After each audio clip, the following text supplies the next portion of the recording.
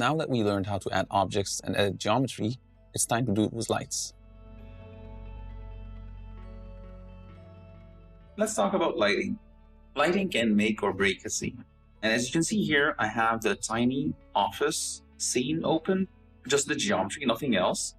And if we press Z and go to the render view here, you can see that I removed all light objects except for, well, there's some lighting here in the material of the screen and the LEDs. But other than that, there are no other light sources. So let's go to material preview. Let's start adding light types. We have different light types here. So we have like the point, sun, spot, and area.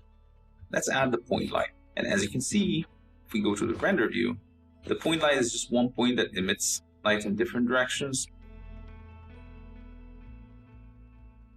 I don't usually use point lights. Like there's a part of the scene that's a little bit too dark and I want to light it up. But of course, there's other usage for this type of light source. And if we go to the tab here, you can tweak the color of the light, the strength of the light, maybe 60, and radius to have maybe softer shadows. So that's the point light. Let's add a sun type of light source.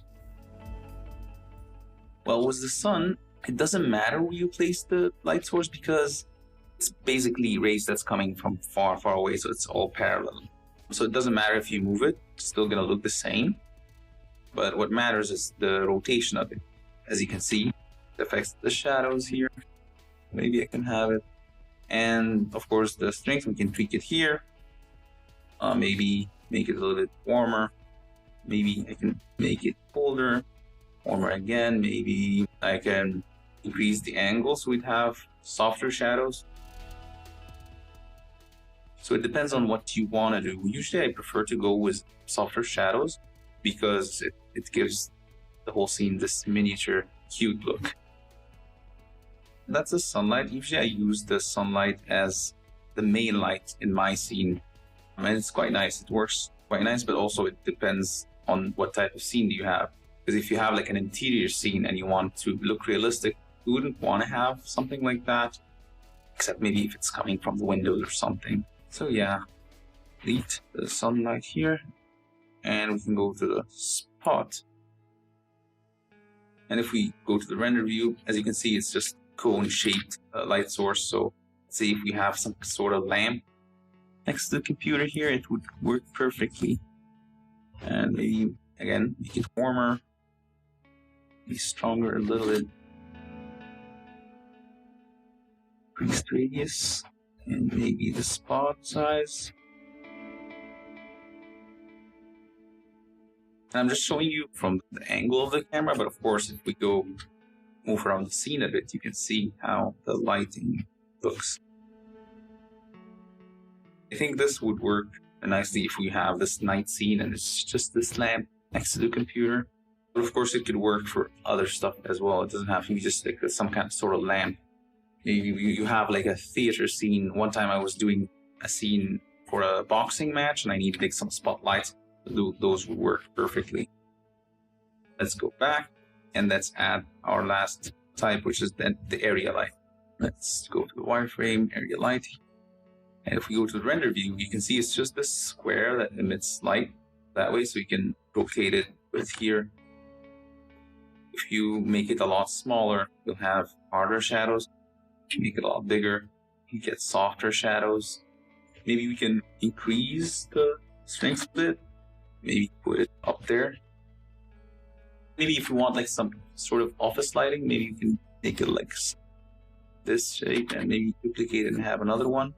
So you'd feel it's some sort of office lighting.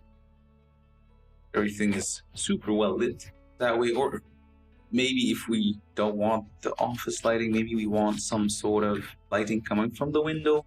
Let's go to the quad view, Control-Alt-Q. Then maybe a little bit older because I don't know, like it has this night feeling. Also because late night at work type of vibes with the colors as well. So yeah. And that's like the last type we have. That's the area light. And it's not, it can be other shapes. other than the square or rectangle. You can see here within the parameters here, you can change it to rectangle, maybe disc, ellipse, whatever you want. And also, again, it depends on the scene. So let's add some lighting for this scene. Like, I want to show you how I add lights to a scene right now. If I add the sunlight, I usually add the sunlight as my main source for lighting. Here's the sun, and we can rotate it. I like to have some shadows in my scene because it gives some contrast and also some depth to the scene itself. You can see what's in the back and what's not. You can go something like this, but no, I prefer to have it the other way around. So something like this, maybe rotate it a bit more. I like having softer shadows, so maybe 20 degrees again. I think that looks nice.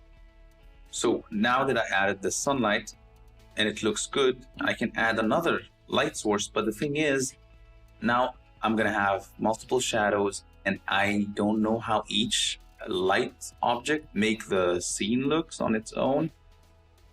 So that's why I'm gonna basically hide each light source that I'm gonna add, and I'm just gonna press H, and now it hides that object. So yeah, now we have the other light source that I added, the area light. I think I'm gonna put it in the corner here. That works as my fill light, so I don't have a lot of super dark spots or areas in the scene.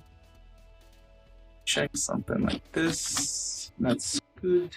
Maybe a little bit more. I think that looks nice. If I press Alt H, I get back the other hidden objects. There's an extra one here. So now we have the sunlight and the area light as fill. This is the main source. This is the fill, so we don't have super dark shadows. And maybe also because we have like the shadows here, if you have a scene and you light something with just one light source, nothing else, you'll find like the shadows has this darker tint. I prefer to have the shadows in another tint, which is a little bit bluish. So that's why I have it here. So if you go to the world tab here and the surface, you can change some stuff. So of course you can change the brightness of it. So go super bright, it's gonna look super flat like that. I like to have like darker shadows. I just give it a little bit of a bluish tint or maybe purplish, depends on what I want. Like I think this worked nicely. And what's lighting here? That looks perfect. Of course, I can add different types of light if I need to do or to tell a different story. Let's say, for example, I don't want a lighting that looks like this. Maybe I decided that I will take this tiny office scene and I decide I'm gonna go with a Halloween theme, for example. So maybe I'll take some kind of area light here, rotate it, again the window, maybe go purple, green, but yellowish green. Again, I wanna make it look a little bit scary. Maybe also if I add and I model some kind of monster underneath the desk here, maybe I want like some point light, but this point light to balance the green here, maybe I should make it purplish or pink, something like this. Of course, less strong, so 5 maybe in the back. You get the idea. It all depends on the mood that you wanna put in the scene or the story that you're trying to tell. It's always fun just playing with the lighting like this because it can be anything. It can be, like I said, if I wanted to make it look like it's dark and it's at night, and we can have this, the purplish, bluish. So it looks dark. Maybe we can make it darker with the world here. And then maybe, since it's dark and everything, someone's working at night, we'll have the area light here.